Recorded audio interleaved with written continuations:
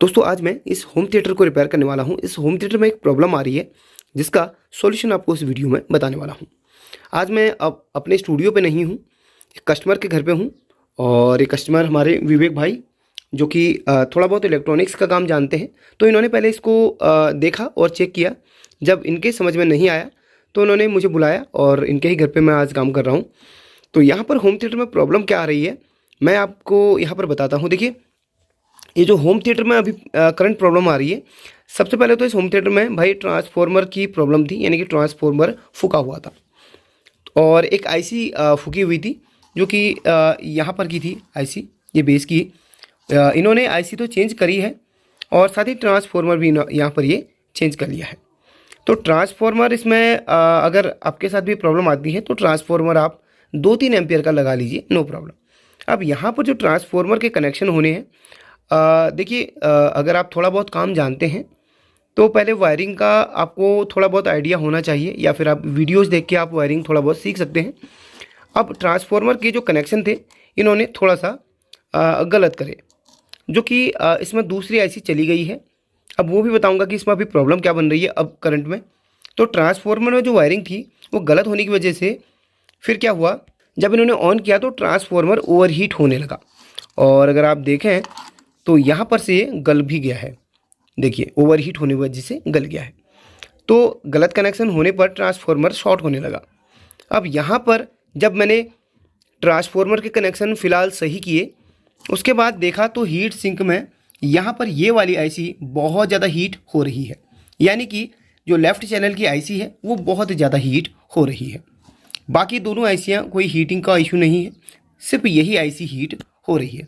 अगर आईसी के यहाँ पर दिखाता हूँ आपको मैं, तीसरे और पांचवें टर्मिनल पे अगर हम टेस्ट करेंगे तो सभी तीसरे और पांचवें टर्मिनल आपस में शॉर्ट बता रहे हैं। चलिए मैं चेक करके आपको दिखाता हूँ। तो अब यहाँ पर मल्टीमीटर को कंटिन्यूटी के मोड पर रखता हूँ और इस आईसी के तीसरे और पांचवें टर्मिनल में टेस्ट करूँगा। तो यहाँ देख सकते हैं आप, ये शॉर्ट दिखा रहा है, 53 ओम्स दिखा रहा है। वैसे ही सभी आईसी में दिखा रहा है, ये देखिए सभी आईसी में दिखा रहा है। अब यहाँ पर सबसे पहले मैं इस आईसी को निकालूंगा बाहर, जो आईसी हमारी ओवरहीट हो रही है सर्किट पर। तो उस आईसी को निकाल कर हम देखेंगे क्या अभी भी शॉर्टिंग है या फिर नहीं। तो यहाँ पर चलिए मैं इस आईसी को निकाल के दूसरी वाली रिप्लेस करता हूँ। अब यहाँ पर मैंने इस बोर्ड से भाई आईसी को निकाल लिया बाहर, ये आईसी है। अब यहाँ पर मैं आपको बोर्ड पे तीसरे और पाँचवें नंबर की पिन पे दिखाता हूँ कि शॉर्टिंग अब है कि नहीं। पिन कैसे गिनते हैं ये भी आपको दिखा देता हूँ। अगर आप ऐसे देखें तो ये है पहले नंबर की पिन, ये दूसरे नंबर की, ये तीसरे, ये चौथे, ये पाँचवें, यानी कि 1 2 3 4 5, 3 और 5 नंबर की पिन पे अब शॉर्टिंग है या फिर नहीं आपको मैं दिखाता हूँ। और इस आईसी में 3 और 5 नंबर की पिन पे भी दिखाऊंगा और एक फ्रेश आईसी है उस पर भी दिखाऊंगा, देख लीजिएगा आप। मल्टीमीटर में हमने बजट की रेंज पे ही काम करना है और यहाँ पर देखिए सबसे पहले तीसरे और पाँचवें नंबर की पिन पे कोई भी शॉर्टिंग नहीं है। अब सभी में जो शॉर्टिंग आ रही थी वो चली गई आईसी को निकालते ही। अब ये जो ख़राब आईसी है इसमें तीसरे और पाँचवें नंबर की पिन पे दिखाता हूँ आपको। ये देखिए तीसरे और पाँचवें नंबर की पिन फिलहाल ये शॉर्ट है, वही 50-52 ओम्स जो दिखा रहा था वही यहाँ पर अब बाहर दिखा रहा है। अगर हम सही वाली आईसी की बात करें तो इसमें भी आप देख सकते हैं तीसरे और पाँचवें नंबर की पिन पे क्या रीडिंग आ रही है। यहाँ पर ये 1600, 1700, 1800 की रीडिंग लगभग यहाँ पर दिखा रहा है। तो ये एक्चुअल रीडिंग हमारी सही आईसी पे आ रही है। तो इसमें ऐसी ये शॉर्ट होने की वजह से हीट सिंक भी गर्म हो रही है और ट्रांसफार्मर तो गर्म अब नहीं होगा, क्योंकि ट्रांसफार्मर के कनेक्शन भी अभी आपको मैं दिखा दूंगा। फिलहाल इस आईसी को इस बोर्ड पे मैं लगा लेता हूँ। तो अब यहाँ पर मैंने इस आईसी को लगा लिया है। अब आपको दिखाता हूँ कि यहाँ पर स्थिति क्या है। तीसरे और पाँचवें नंबर की पिन पे अब कोई भी शॉर्टिंग नहीं है। रीडिंग आप यहाँ पर देख सकते हैं 891 के समथिंग रीडिंग दिखा रहा है, ठीक है। ये देखिए दोनों प्लस माइनस अगर हम उल्टा सुल्टा भी इसमें चेक करेंगे अलग अलग रीडिंग दिखाएगा।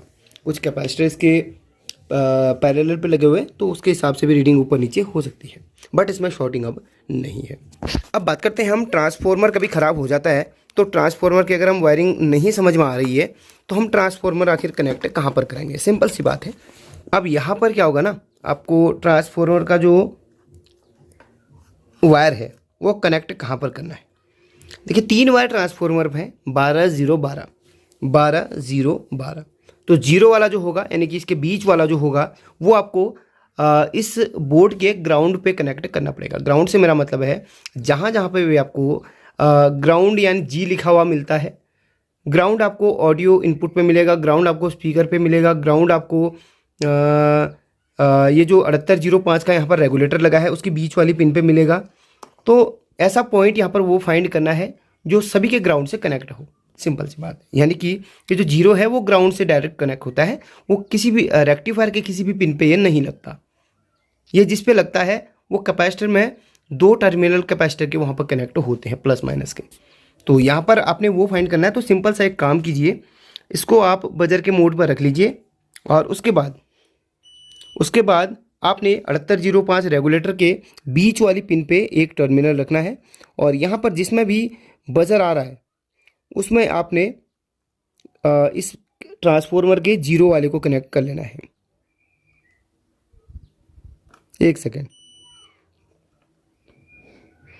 ये देखिए यहाँ पर आ रहा है, यानी कि ये देखिएगा ध्यान से, अगर आपको दिखाऊं तो ये जो टर्मिनल है ये देखिए, ये ट्रैक आपका 6805 के बीच से जा रहा है और हर जगह जहाँ पे ग्राउंड होगा ये घूमता हुआ सर्किट के बाहरी बाहर घूमता हुआ हर जगह कनेक्ट होगा ग्राउंड से।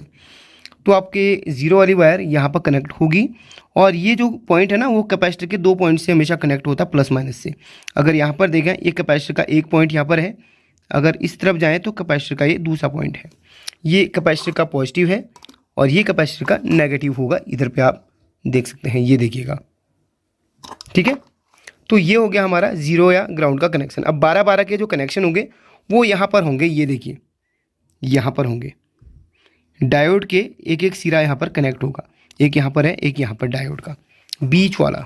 देखो ये डायोड के यहाँ पर ये देखिए इधर पे और इधर पे कनेक्ट होगा आपका 12-12 का। बाकी यहाँ से आपका नेगेटिव निकल जाएगा, यहाँ से आपका पॉजिटिव निकल जाएगा, बस सिंपल सी बात है। तो चलिए मैं इसके कनेक्शन कर लेता हूँ। तो यहाँ पर इस तरीके से कनेक्शन हो जाएंगे। देखिए 12-12 और 0 इस तरफ ग्राउंड वाली पट्टी पर, बस ये कनेक्शन है सिंपल से। अब यहाँ पर स्पीकर के भी वायर टूटे हैं, तो स्पीकर के वायर कहाँ पे लगेंगे मैं आपको बता देता हूँ। ये जो आईसी लगी हुई है ना, 3 आईसी, ये तीनों की आईसी जो तीनों आईसी लगी हुई है, इसमें जो आपका चौथे नंबर का पिन होता है वो स्पीकर आउटपुट का होता है। एक चौथे नंबर का पिन होगा और एक ग्राउंड से ले लिया जाएगा स्पीकर आउटपुट के लिए।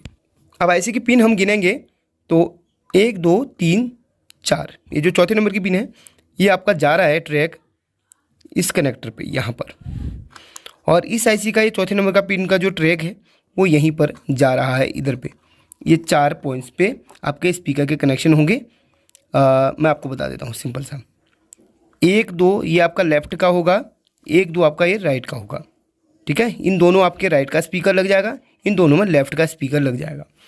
ये जो है ना आपका एक ग्राउंड से ही आ रहा है, बाहरी बार यहीं से कनेक्टेड है। मैंने आपको बोला था ना स्पीकर का ग्राउंड, ट्रांसफार्मर का 0, ये सब एक साथ कनेक्ट होते हैं।